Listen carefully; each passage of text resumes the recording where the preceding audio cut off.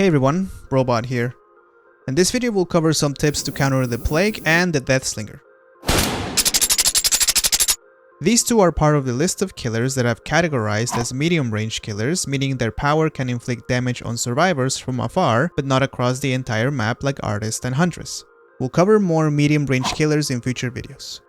As usual, I just want to remind you that I made a video with general tips to counter range killers that I don't mention in the specific killer videos, such as the one you're watching right now. So in case you haven't watched that video, you can click on the card on the top right corner of your screen to watch that video and then come back for more tips. Let's get into it.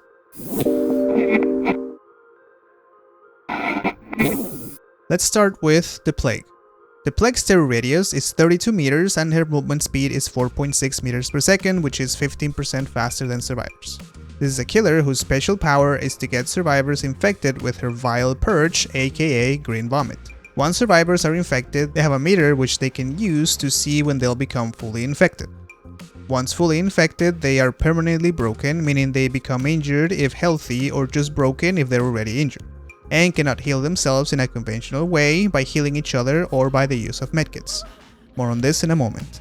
There are fountains around the map that are red in color, which are used by the Plague to turn her vile Purge into corrupt Purge, aka red vomit.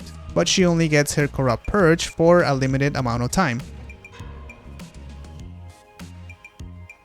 This corrupt Purge allows her to take one health state when it comes into contact with survivors. Now let's talk counters. Number 1. The only way for survivors to remove the broken status after they become fully infected is by cleansing themselves drinking from one of the highlighted pools of devotion around the map. However, after a survivor uses a pool of devotion, the pool becomes corrupted and the Plague can drink from it and get her corrupt Purge, or red vomit. As we said, for a limited amount of time.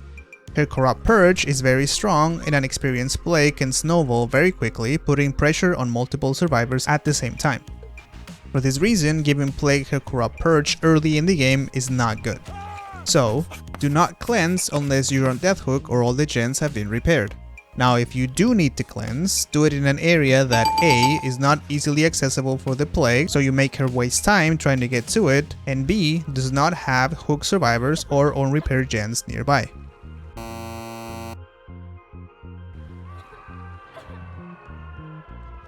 Before we move forward, I just want to mention a few things on Corrupt Purge and Pools of Devotion. Number 1. Plague starts the match with one pool of devotion, base kit, but she can use add-ons that can give her 2 additional corrupted pools of devotion at the start of a match. Number 2, Plague has an add-on called Iridescent Seal, which activates her corrupt Purge after a gen is fully repaired. Number 3. If all the available pools of devotion are used by survivors to cleanse, Plague automatically gets her corrupt Purge 5 seconds after the last cleanse and all the pools of devotion are reset. Another reason to avoid cleansing unless it's absolutely necessary. Number 4. There's a sound cue that can be heard throughout the map when Plague gets her corrupt Purge. Number 5. You can visually recognize when Plague has her corrupt Purge active because you'll see particles come out of her shoulders.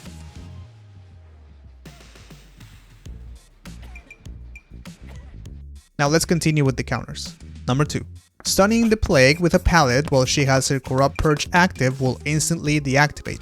However, this is easier said than done. Similar to Huntress, you gotta be careful playing around pallets when you're trying to stun her because she can easily hit you with her corrupt Purge over pallets. But if you're careful, you can cancel her power and take a lot of pressure off of survivors. Mission failed. We'll get them next time. Number 3. If you're infected and you have a teammate that's preparing a gen and they are not infected, do not work on that same gen because you will get the gen infected, which will then infect any of your teammates that interact with it. Number 4. The Plague has the ability to infect objects survivors interact with, like vaults, pallets, totems, windows, gens, and chests. If a survivor interacts with an infected object, they'll become infected themselves. However, the infection on objects is only temporary, so if you don't need to interact with an infected object right away, you can wait until the infection runs out. Base kit, objects stay infected for 40 seconds, but Plague can use add-ons to increase the infection duration. And I'll give you a bonus tip when playing against the Plague. Once the Plague infects you, if you sprint, your infection meter will start filling up passively. However, if you're not fully infected, you can stop the passive infection by walking or standing still.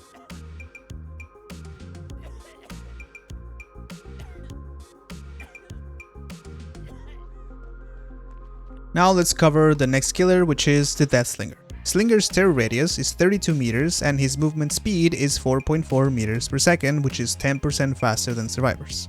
This is a killer whose power is the use of a harpoon to reel in survivors close to him to hit them with a basic attack. Hitting a healthy survivor after they've been reeled in will take one health state and inflict deep wound, which requires survivors to mend. If they don't mend, they'll collapse if their deep wound meter runs out.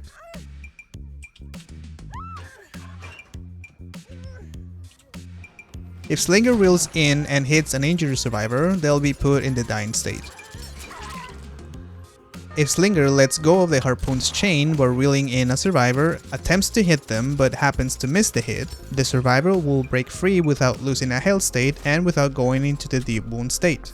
Now let's talk counters. Number 1. As I mentioned in my general tips video, when playing against all ranged killers, try to keep an eye on them while running away. Specifically against Slinger, you can react to his aiming animation and attempt to move away from his sights. You can do this because Slinger has very limited mobility once he starts aiming. He walks slower and he also has limited range to adjust his sights. For this reason, once you see him start aiming, stop running in a straight line and move to one side. Don't zigzag or move to a side until you see him aim, otherwise he'll gain distance on you. Depending on how experienced the Slinger is, this movement may be enough to make him miss a shot. However, Slinger may be patient, hold down his sights and wait for survivors to come back into them. If that's the case, and Slinger just holds his sights down, you can fake going back to your previous position, but quickly move away again to try to make him miss his shot. There is one downside to trying to avoid his harpoon, and that is, Slinger may just aim down his sights to zone survivors out of safe areas or gain distance on them. He can do this by faking he's getting ready to shoot, but stops aiming and catches up to survivors once they're zoned out. There's not much you can do about this, so just try to do the best you can to avoid getting harpooned or hit. Number 2. Same as with Huntress, try to force Slinger to chase you around tall structures. You can keep an eye on him and see when he changes looping direction while not allowing him an easy shot over the structure. Number 3. Slinger can shoot through certain structures that have openings big enough for the harpoon to go through. Keep this in mind and be careful when crossing over openings to avoid getting an unexpected harpoon. Number 4. Slinger's harpoon must be reloaded after every shot so he can fire it again. This action takes a bit of time for Slinger to complete, and while doing it, he walks slower than normal. For this reason, if Slinger misses a shot, take advantage of it and try to gain some distance. He moves only 10% faster than survivors, while other killers move 15% faster, so this works in the survivor's favor to gain some distance. Keep in mind that Slinger has stackable add-ons that allow him to reload faster, and that the harpoon's reach is 18 meters. So even if you think you have pretty good distance, keep an eye on him so you don't get caught off guard. Number 5. Survivors can struggle against the chain after they've been harpooned or use structures around them to try to break the chain. If possible, use the environment to break the chain and keep him from reeling you in. If the chain breaks, Slinger will be stunned for a brief moment and may allow survivors to gain distance while Slinger recovers. Also keep in mind that Slinger has add-ons that allow him to recover faster after a broken chain stun, so pay attention to his stun animation to figure out if he has any of these add-ons equipped. I'll give you a bonus tip. Slinger has an add-on called Iridescent Coin, which allows them to get a survivor exposed, meaning they can be put in the dying state with one hit even if they're in full health. Slinger accomplishes this if he manages to spear survivors from at least 12 meters away while he has this add-on equipped. As mentioned, his harpoon has a range of 18 meters, so this add-on can be very strong against survivors. However, since he'll try to get you from a distance, that'll give you more time to try to react and move away from his sights whenever he's aiming at you. If you'd like to be notified when I upload my next video on the Ranged Killer series, or any video in general, you can subscribe to the channel. If you have any other tips to counter Slinger or Plague, you can leave them in the comment section below, and if you'd like to watch more videos with tips or gameplay, you can click on the thumbnails on the left hand side of your screen. Thanks for watching, and I'll see you on the next one.